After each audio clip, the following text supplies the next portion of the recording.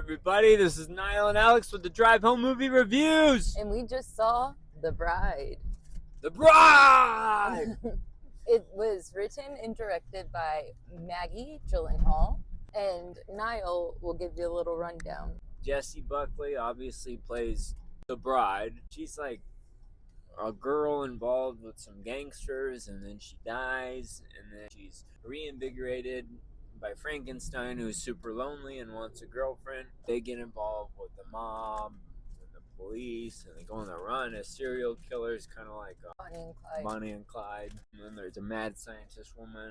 There's a detective who is Bill Skarsgård, Penelope Cruz, and chaos ensues. Pretty much all the attacks that the monsters committed were all in self-defense. Like, there was a lot of themes of feminism, especially when it comes to sexual assault and how men don't know. No is a complete sentence. There's themes of the patriarchy being bad, obviously, and that women need to stand up to that. And women were inspired in the movie by The Bride. And then Jake Gyllenhaal was also in the movie. He was a famous movie star. Why that's relevant is because Frankenstein spends his entire existence surviving because of that movie he's in. No, going to the movies. And since it's the 1930s, he started in the 1920s.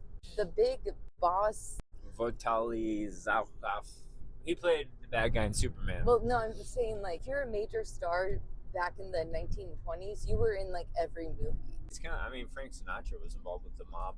But that ending scene really, that drove home the point to me about what the movie kind of was theming about. Where she's like, me too, me too. And then... and they all just shot her. Oh my god. For so long. The mob, one of the guys. And it was the police and the mob. The mob guy shot the first shot, and then for whatever reason, the cops were like, go get him, boys! Yeah. And they all just ran in and shot her more times. And they just kept gumming. Like, eventually, I think there was like 100 guns shooting her at one point. It was excessive.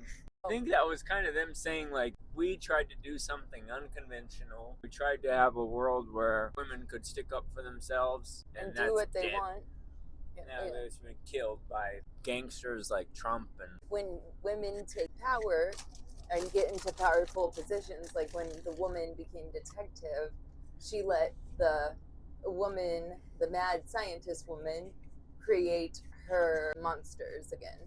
So it goes more than being a feminist when it comes to sexual things. It's also about jobs and felt like attitudes. Up until that last point, I didn't think that the Penelope Cruz part was like necessary. I kind of was like, same.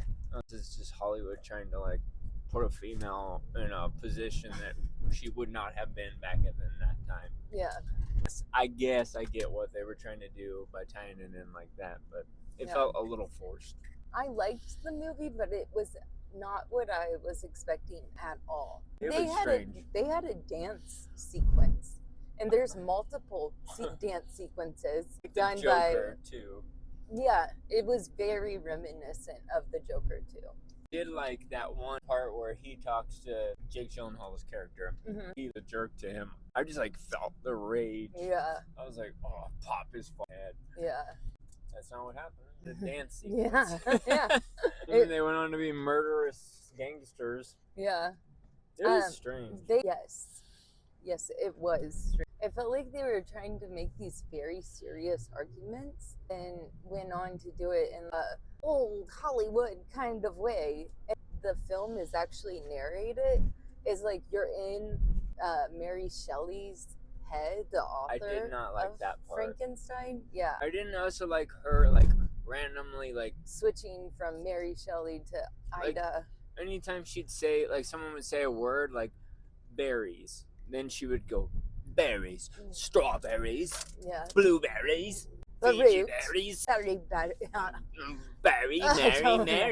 berry. Yeah. And then I was like, he said something like, "You have such an amazing vocabulary." Yeah. I was like, is that what she's trying to prove? It just makes you sound like a nut job. Yeah. It was confusing with what they were trying to do with that. Yeah, and I guess I did learn that Mary Shelley did create The Bride of Frankenstein in one of her writings, like Frankenstein, God Prometheus of Fire or something. I don't know. That's what the story was called. But Oh, wasn't it for a writing contest? original Like, Frankenstein was. and she, Yeah, and then she went through like a bunch of tragedy. She lost like 3 children, her Jesus. husband, and had some kind of brain tumor at the end of her life. yeah. The movie has Jessie Buckley playing the bride, Mary Shelley, and they like show you Mary Shelley. Yeah, she like Mary Shelley is like a thing speaking in her head. I Yeah, guess maybe a brain tumor, but yeah. Probably not a brain tumor. yeah. Because she's from the dead.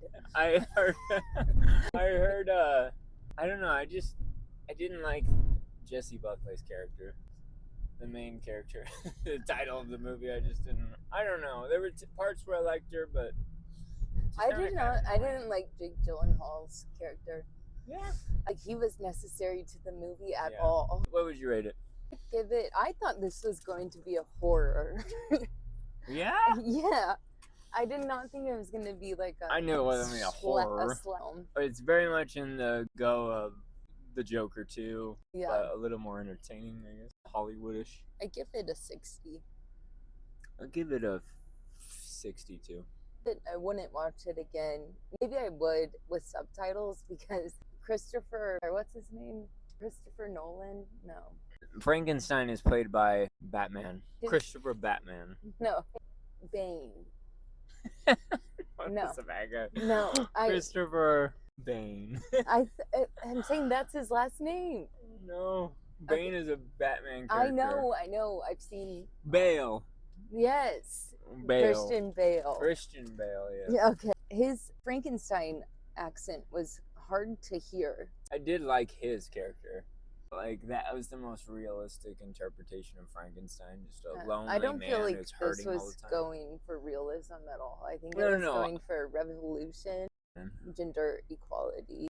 I don't think it was going for realism, but as far as Frankenstein realistic characters, I think this one is the most realistic.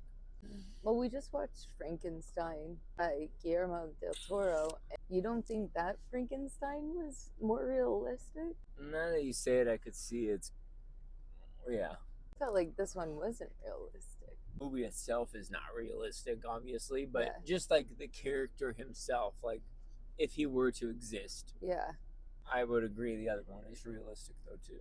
Yeah. Just a miserable being surviving. So yeah, there's like themes of loneliness.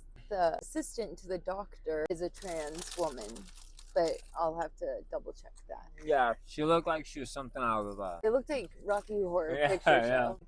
I could see that they drew inspiration from Rocky Horror. Yeah. Actually, I wouldn't go watch it again, no, it's too long. yeah, It felt like it should have ended it was an too hour long. earlier. Yeah, there's like unneeded car chasing scenes and Yeah, it was like a little bit of everything, like car chase, gangster movie, Hollywood thing, Yeah. monster. It felt like it should have been directed by Guillermo del Toro.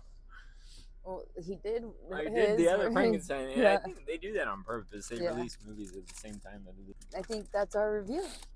Toodaloo. Love ya.